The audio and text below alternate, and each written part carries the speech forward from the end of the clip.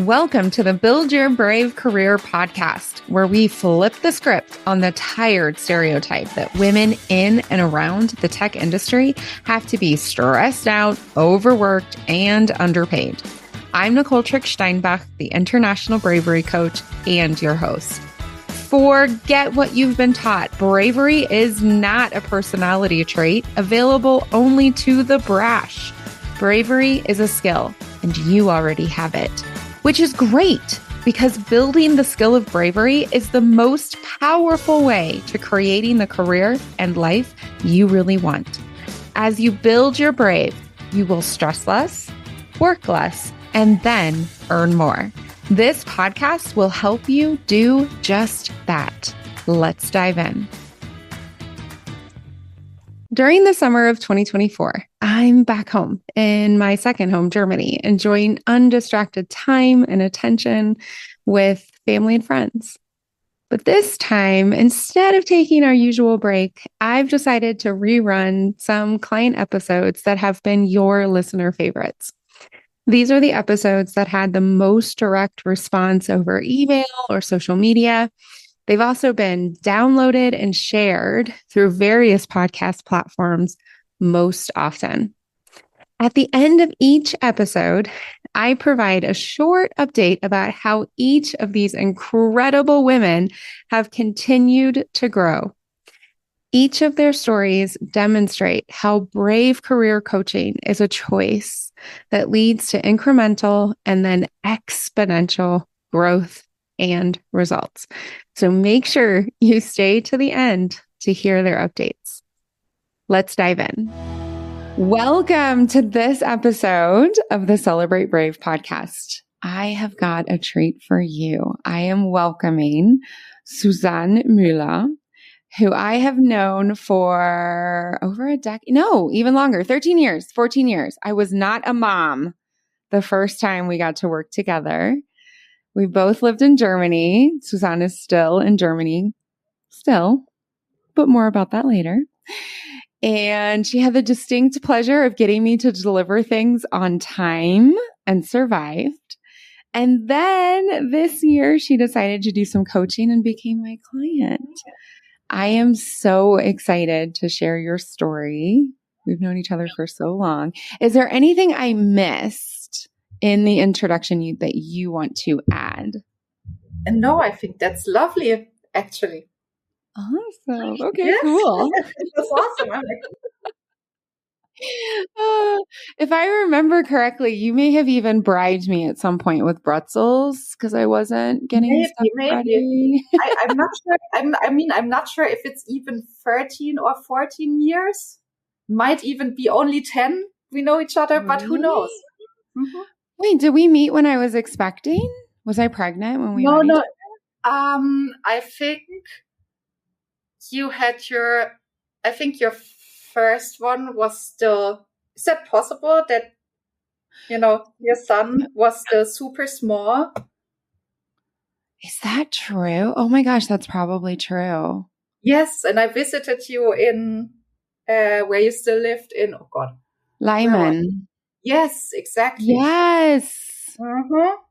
Oh my gosh, is that when we started? I liked you that much from the beginning? Of course I did. I just totally outed myself. Okay, so it usually takes me a while to warm up to people. I like everyone, but it usually takes me a little bit to warm up. Yeah. Why I fit so well into Germany. Uh-huh. Oh, yes. So cool. Right? So I met you after. Mm-hmm. See? Okay, so we just saw one of your magics, which is you're so wonderful at setting the record straight and correcting people in such a heart-based way. I remember sitting in a meeting. It was when you were still working in enablement, learning and talent and things like that. And you were so much younger than everyone else in this room. That's when I was working on the transformational project. Mm-hmm. And we had it totally wrong, and you set us totally right. And I remember being like, oh, that's a magic skill I could work on. Thank you. It gets funny when you're talking about travel plans and you're like, oh yeah, I've been to Tahiti. Well, with Tahiti, I always connect people being really poor and the earthquake. And we're like, I think you might be thinking about Haiti. Not Yes. That is such a beautiful way to do it. Okay, yeah, we already got a benefit from this conversation. Well, Right. all right. No, but without bursting this call, like the introduction was really lovely. It was amazing. Oh, that's awesome. So we've been working together for 6 months, but of course, we just totally outed how long we've been working together and working to make things better and support other people. So I know you have a ton of brave stories. Like, for example, sitting in a meeting with a bunch of executives and gently and firmly letting us know that we are full of poo-poo. And this is actually the truth. But which of the brave stories did you want to share today? Yes, I want to share the story of my big break, you could call it. Yeah, of me claiming back some, let's say, personal freedom and just doing what I want for the next 9 months. Yes. So that's the story I want to share today. Oh my gosh. Okay. So to take everyone behind the curtain, you want to share the process of when we were coaching together and the decisions that you made? Okay. Exactly. Wow. That's brave. So this is a really present new story for you. Yes. It's hot off the press, you could say. Oh my gosh. Yes. So that's what I want to share. So where do you want to start? How do you want to start the conversation? I would say let's start with, where I was coming from a little bit, Yeah. So, as it is, when you finish studying, right, you graduate, you start with your first job. And I was always super ambitious, super committed. And I started at this huge software company, right? And worked my way, up the different levels. And it's taken 10 years roughly in different roles in different areas to make it to manager level, have my own team of 7, which I was incredibly proud of. But of course, it's also challenging, right, to have the first leadership experience. And you said 7 people, right? 7 people 7. Was your first team? Yes. My first team, also very multi-generational, very diverse, different regions, different countries, different ages.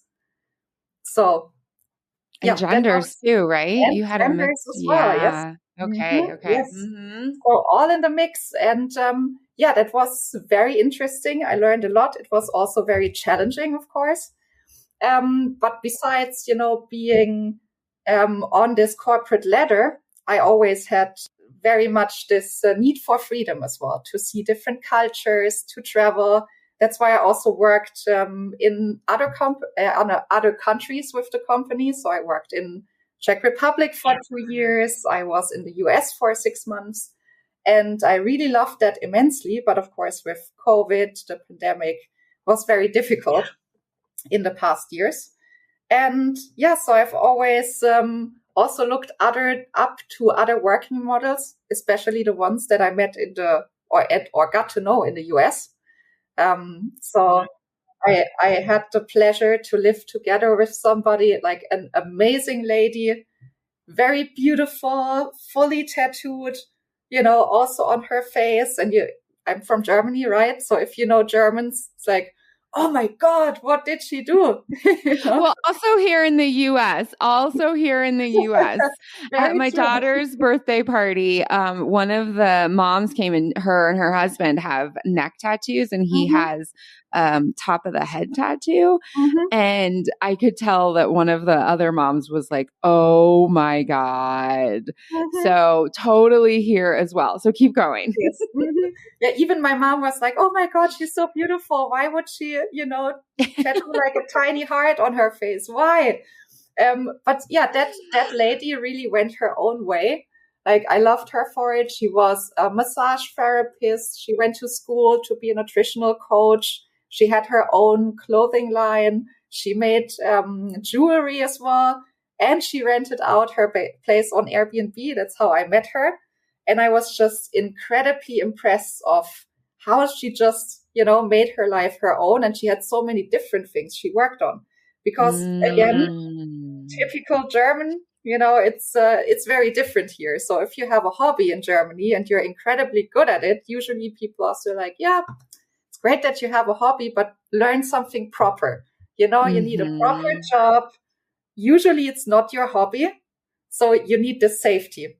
And this is where I got in touch the first time with somebody who was just so different than me, but it was so unconventional, and she still had an amazing life. And, I just loved hanging out with her, and I was incredibly impressed. So, since then, and that was already, I think, 10 years ago, 12 years ago, something,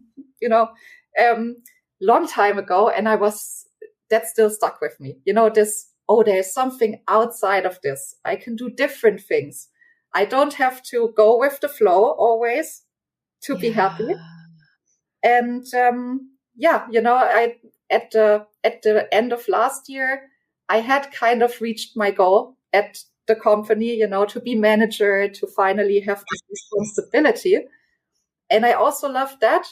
But I still had this little seed, you could say, in my mind, where I was like, I've been in this for, a decade now. I'm still young. And I still want to see the other side of the world, the one that's not so reliant on safety and always doing it the same way or how people expect you to do it. Mm-hmm. Yeah. And that's when I decided to break out of this a little bit. Yeah. And okay, I just have to interject really quickly. What amazes me about that is she's just living her life. She's not like living her life so that she can role model for this random, wonderful German woman who comes in for 6 months. She is living the life, which I'm sure she's changed a lot since then and decided how to redesign it or shift it or whatever the case may be. And that inspired you so much that you carried it with you. Mm-hmm. Yes, for such a long time. And, I'm not even in touch with her anymore. But it just left such an impression on me. It was such a breath of fresh air that it really stuck with me. And I think that that's one of the bravest things that, like a brave gift that we give to other people, because when we just live the life we feel in that phase or holistically or whatever, when we live that life we feel we're here for, we give that gift to so many other people. Oh man, that's so incredible. Mm-hmm. Yeah, she doesn't even know about it, I'm sure. So who knows? You could be a role model for somebody and not even know it just because you're being your own person. Yes. Yeah, I just had this happen to me. One of my clients was on my podcast, and it turns out that somebody she knows who I've never heard of and is in a totally different area of the world has been listening to the podcast, found me over my hero, one of my heroes, Reshma Saujani. And I had no idea. I had no clue.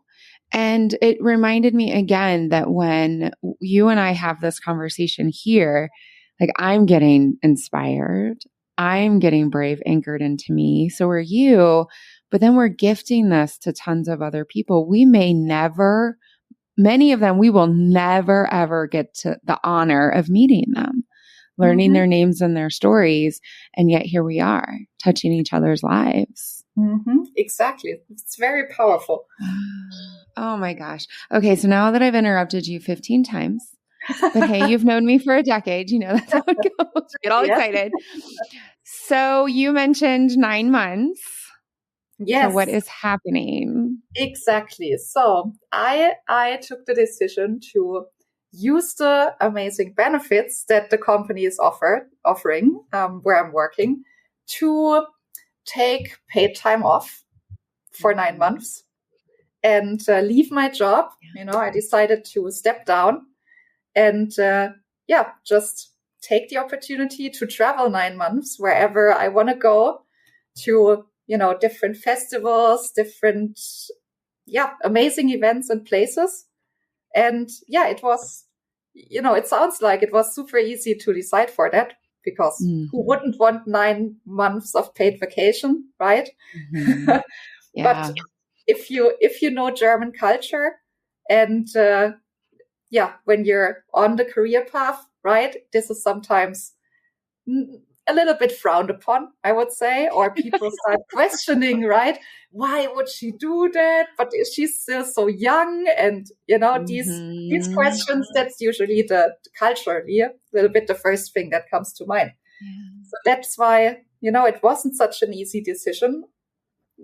Leading a team of 7 for the first time for a year, and then saying, I'm just going to focus on what I want fully for the next 9 months, right? And getting the buy-in from my managers, because of course you cannot just do that and, drop your pen and say, hey, I'm gone. Of course, there's a lot of negotiation involved in that as well.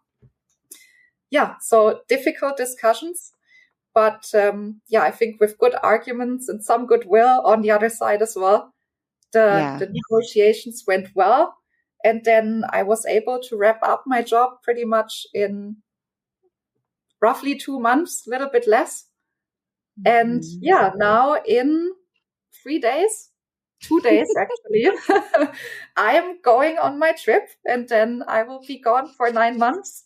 And I have to say, in the end, people have been so incredibly happy for me. There was not one person who said, Susanne, why are you doing this? Please don't. It's the worst decision of your life. Nobody said that. People are popping out of the woodwork. Everybody says, I'm so jealous. I would also want to do that, but I can't because, or you're so brave, for different reasons. Yes. From the job, traveling alone in some of the parts of the trip, just planning things. People are like, oh, I wouldn't even get there. Or it's amazing. Yeah. So, and there's so much, there's so much prep that you unknowingly did. So for example, the way that you are taking this time off is that you've been saving time. It's a structure that a lot of multinational tech companies offer. So for everyone where this idea is new, you have a certain set number of hours that you can either spend or you can save. And so I believe you've been saving, well, how many years have you been saving hours and days? I think I have over 1,000. I think around my gosh, 1,200 hours, I believe. So you can basically transform money and your salary into time, right? So I did that. You can convert your bonus. That's what I did for a long time. And I had, I think, around 40 vacation days left. Oh my gosh. At the rest. So from the past, and in Germany, we're lucky because up to a certain time, we could carry some vacation days over. So this was really the collection of my last 10 years working at the company. But I used all the time account that I had, all the rest vacation days. And it was planned for a long time. Also handover to the next manager. Right. And you also saved. So you saved time, you saved money. So you're financially in a position. Yes. And everybody who listens to this podcast knows I'm a huge fan of unionization. I think it's fantastic. The destruction of unions is one of the reasons why my childhood ended up in welfare. You said in Germany, we're lucky. And I'm just going to let everybody know, no, Germans, multiple generations have really demanded to have a more equal or more balanced share between workers and company owners. And so those things are made possible with a structure and people who literally put their bodies on the lines, both in the United States and in Germany. And in Germany, it's just continued to grow over time. So I just wanted to stress that you and I have been working a lot on this. What do you want to do for 6 months? But you have been preparing for a decade. Right. And so it was that last piece of going from the head into the heart, getting really clear, and then communicating to other people. Because I think, but I'd love to hear your perspective. I think that one of the reasons why people are coming out from the woodworks, like you said, they're like, oh my gosh, this is great. And why nobody said, what are you doing? Is because you are so clear. You show up in those conversations with such confidence and calm and commitment to yourself. And people respond to that. So they hear this crazy thing and they're like, oh, wow. You know, what do you think? Why do you think people are responding that way to you? Yeah, I think that's also a reason. Also, I think it doesn't happen so much and is then talked about so much. So yeah, I think you're spot on, because I'm also talking about it everywhere. And I'm like, yes, I'm gone for 9 months. Why don't you do the same? You can do it. I'm advertising a little bit as well. Yeah. So, and I think also because finally the coin dropped, as we say in Germany, that, yeah, I'm an adult. The advantage of being an adult is I can do whatever I want. And say it again. The advantage of being an adult is I can do whatever I want. Yes. That's it. That's what you're always waiting for as a kid, right? You're like, oh, I wish I would be a grown up because then I could do X, right? Yeah. But then we kind of trap us a little bit in all these things that we think we need. And of course, in what we think the others think. Yes. And I think, once I liberated myself from that, also with the coaching, of course, that I understood people will think of me whatever they think of me, no matter what I do. I don't have an influence on that. I just have an influence on what I make of it and how much I care about it. And yeah, I think that's also maybe a little bit unusual. So people see that as well. And they're like, oh, yeah, you can do that, right? It wasn't in my usual thought pattern, but sure, yeah, I can do it.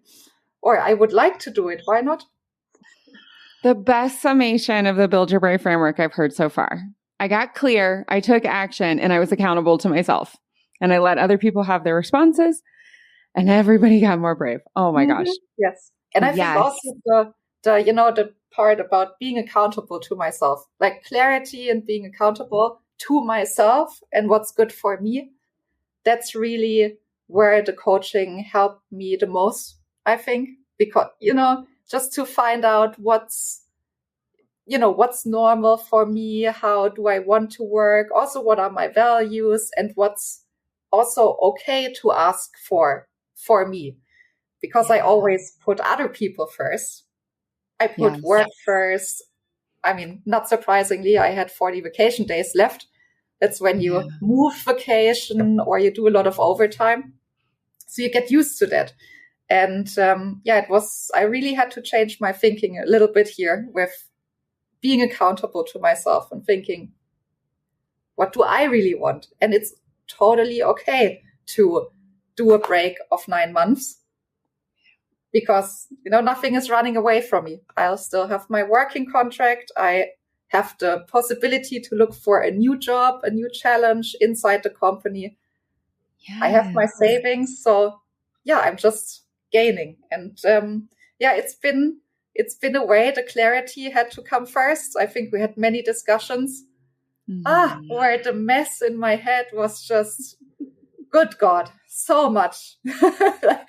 And then you keep talking to your family as well about these things and friends, and you're like, I just realized I kept talking about the same things over and over. It was like just turning in circles. And then, the coaching really helped with getting a different perspective and sorting it out and asking, behind this, the way I used to always do it. So why am I doing it? Is this serving me personally, Okay. Yes. Yeah. I still remember the moment when you were like, oh, I'm an adult. I can do what I want. And I was like, yeah, you can. And you're like, what? What? Right? And it sounds so stupid, right? And so easy. No, it doesn't. It doesn't sound stupid. It sounds so common. But you would think, everybody knows they're an adult and they can do what they want. But then the things pile up, insurance, you need a place, those commitments you have. Yes. And then you think, I have to, instead of what do I want to? Exactly. When I was still living in Germany and I had 2 small children, I had this experience and I just want to stress that the person, because some parents out there are going to get their butts on fire about this one, but this person meant very, very well. Okay. So that's the first thing we really want to stress. This person meant very well. It was a fellow woman who also had children. And she said something along the lines of but because I was taking on a really significant role growth and I had shared it with a few people. And her response was, but you have 2 small children. You can't, you shouldn't. Das geht nicht. Like that's not going or whatever, however you translate that. And without thinking, I had not done a lot of work. I mean, I was working with a coach, but it was more to help the executives who were putting me into the spot get comfortable. Like I got clear so that they would feel comfortable because they also were a little nervous about my used uterus, as I like to call it. But without thinking about it a lot, I said to her, it's because I have 2 small children that I follow my ambition. It's because of. They're not an excuse for me to hold myself back. They are the reason why I step up. And whether that's, in a career or an art project, I have a friend here who, when she got a little bit older and she was taking care of her parents who are, they were both ill. One of them just passed. It was because of her obligations that she also traveled the world and saw the things she wanted to see while she was still healthy enough to really enjoy them and climb onto an elephant and jump out of this waterfall thingy mabobber, which just for the record, Nicole is not jumping out of anything moving. Waterfalls, helicopters, whatever. But it's because of those obligations, those responsibilities that we are called to follow our dreams, just like you. I mean, I don't even know how many countries you're going to see, all these little job experiences you're going to have, like the art you're going to create, because we haven't mentioned that you are super freaking creative. Like when I was in your apartment, you're like, and I made this and I made that and I made this. And I'm like, you did what? This is amazing, right? We have no idea what you're going to create in these 9 months because you have obligations, because you're part of a larger community. Yeah. Yes. And who knows, I don't even know where I'm going to be or what I'm going to create. And that's the beauty in it, that for once in my life, and maybe for the first time, because I'm sure it won't be the last time that I want to go on a big adventure. Damn straight it's not the last time. Exactly. Yes. just the first one. Just the first. I love it. Oh my God, I love it. Oh man. So I know that you shared one person with us, your host. Was there another brave role model that you wanted to share with us? Yeah, I think spontaneously I can come up with somebody else as well. So my best friend, also, let's say a very, very unconventional person. Very, like back in the day, super good with sports. Like national team level. Not soccer, but Something else. basketball. Yeah. And so then, as it is with sports, when you're really good and you want to make a career out of it, your health is very important. And if something happens, like an ankle that's broken or a knee, it's difficult. So that kind of happened to him. And so let's say unconventional career, because then he had like smaller jobs, like some temporary things sometimes. And so I think that was also, like, for a long time a struggle, also because what other people say, right? What your parents want for you, these things. But in the past years, like, he was really the one who's, let's say, who doesn't care what other people think. And he's very tough with that attitude, much tougher than I am, because I'm so, let's be kind to everybody. And so he has a very realistic view on that. He's just like, I'm too old to, hang out with people I don't like, or, do things that I don't want. And why should I care about things that people say? I'm too old for this.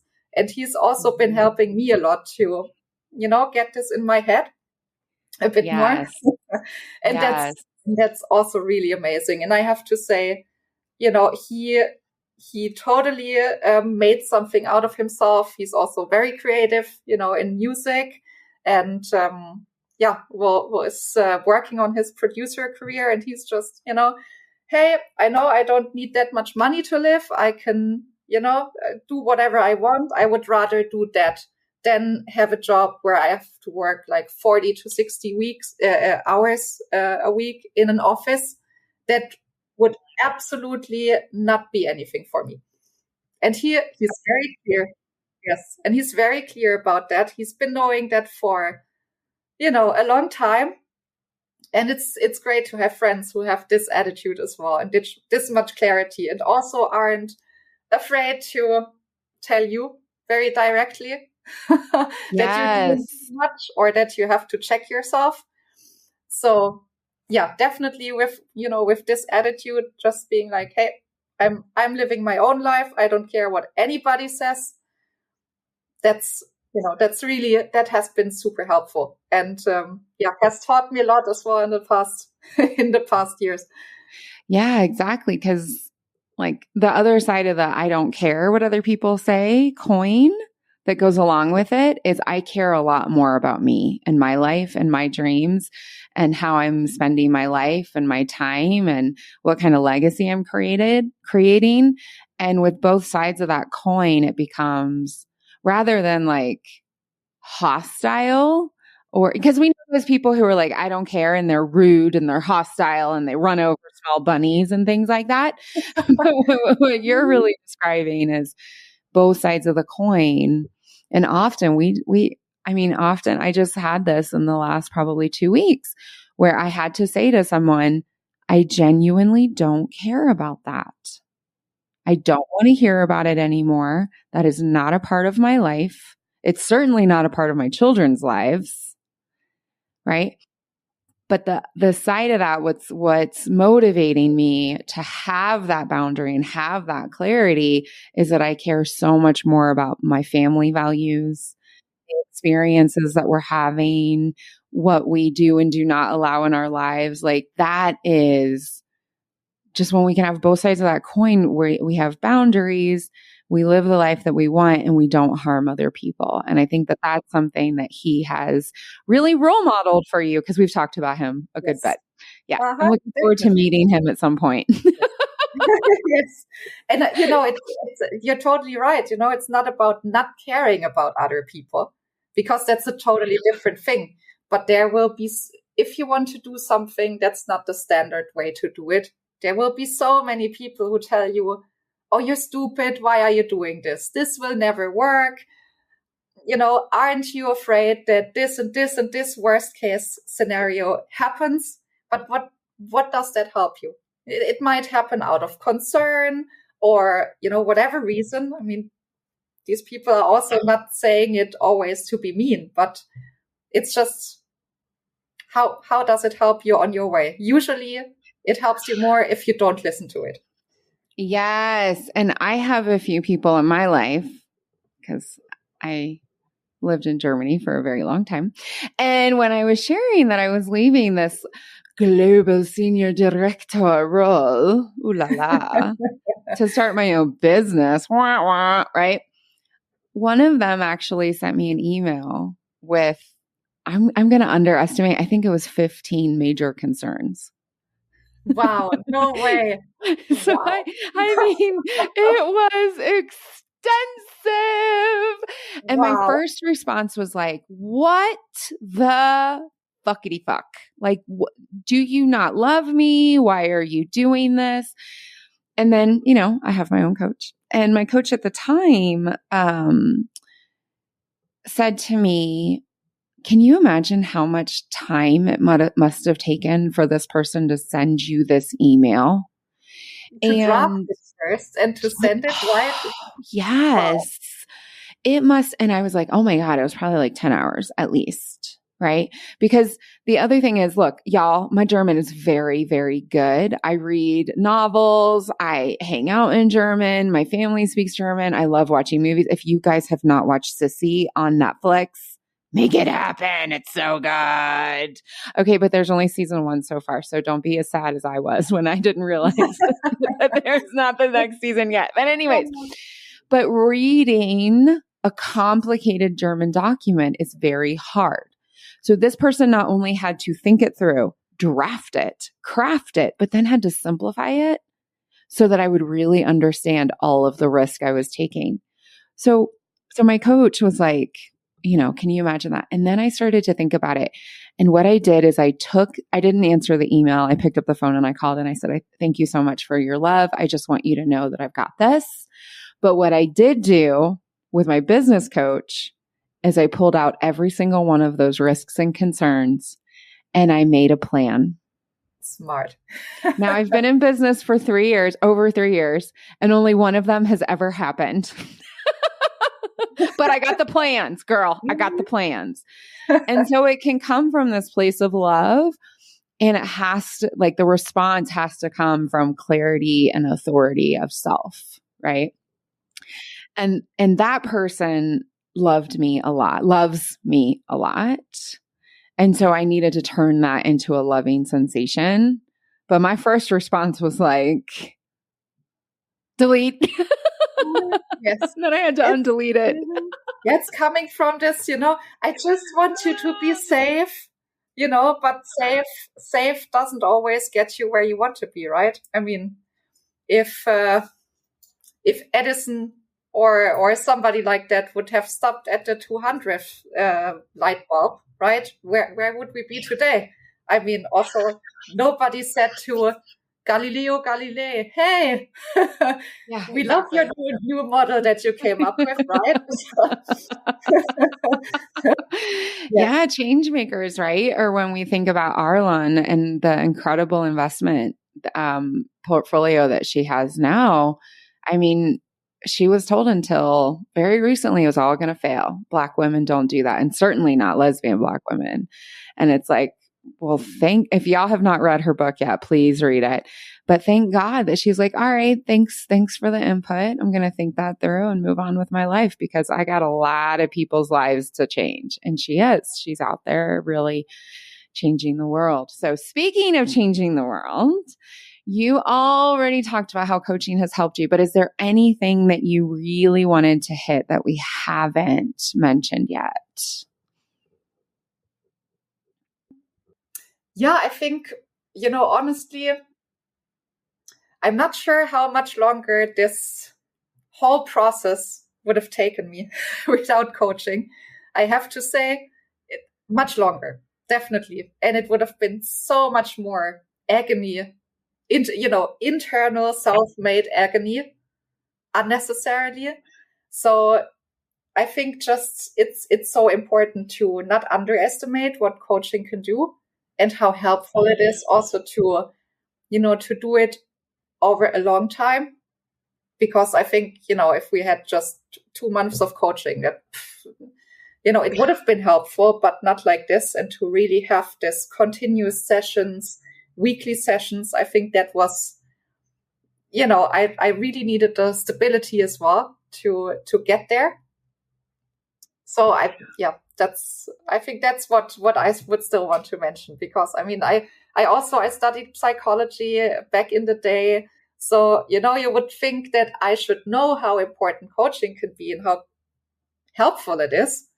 But then, you still think about, at some point, maybe I'll take coaching, and you don't even need, you don't need a huge life event to do it. It's, it's just really good to talk to somebody who knows their stuff, who's empathetic, who understands you, and who really takes the time to sort things out with you, because it's just, you cannot do that similarly with friends or family. At least for me, it was very important to, have this external system where it's really just about me, and it's fine, whatever I want to talk about, even if we're turning in a circle.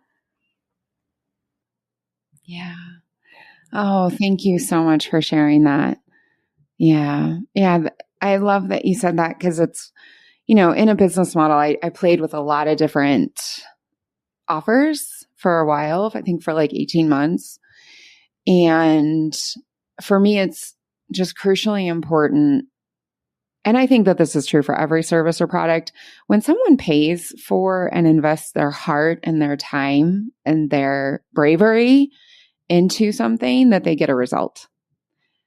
And I have seen the massive transformations that occur in a package in a time slot like 6 months. So that's how long we've worked together. And I still remember when you first reached out, I was so excited because you were someone that I just knew as like this very open, bright, huge smile. And we got onto a call and everything was dark.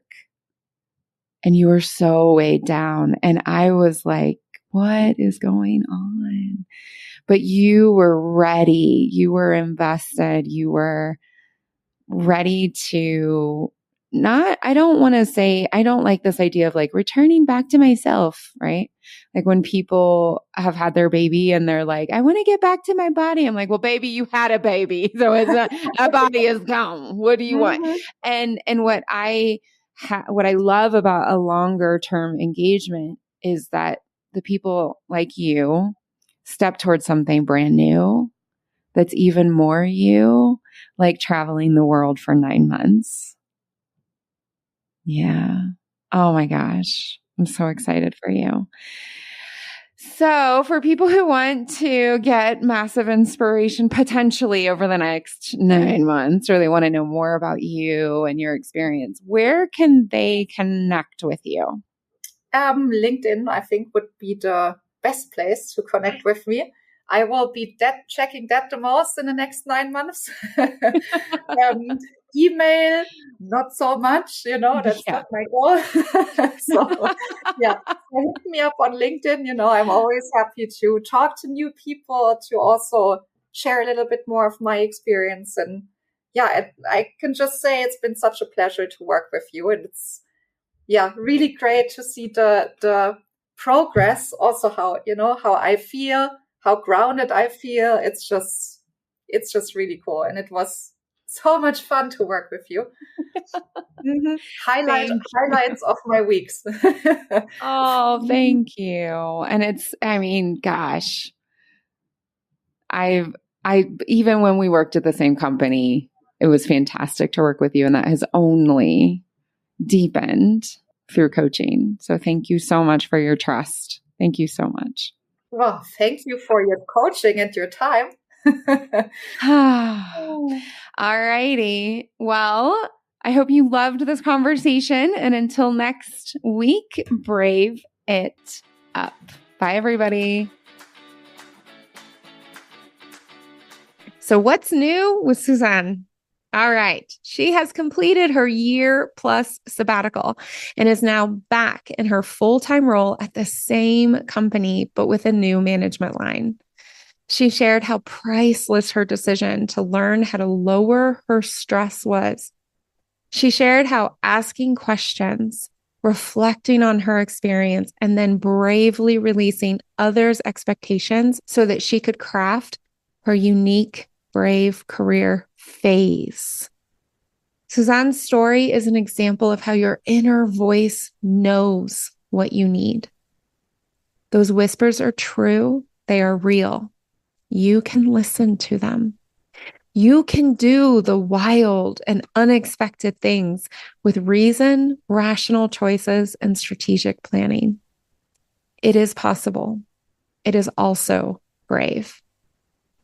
Susanne has been someone in my life that I have enjoyed for many years, and I look forward to many more years of watching her grow, of learning with her, and of celebrating her various interests as she continues to grow as a woman in tech. Susanne, vielen Dank. Ich bin sehr stolz, wie du dich weiterentwickelt hast.